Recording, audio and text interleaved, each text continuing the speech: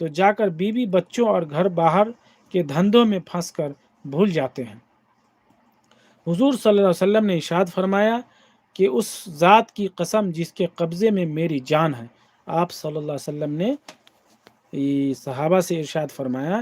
کہ اس ذات کی قسم جس کے قبضے میں ہماری جان ہے، اگر تمہارا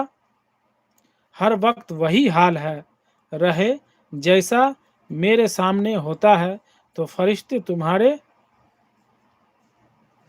تمہارے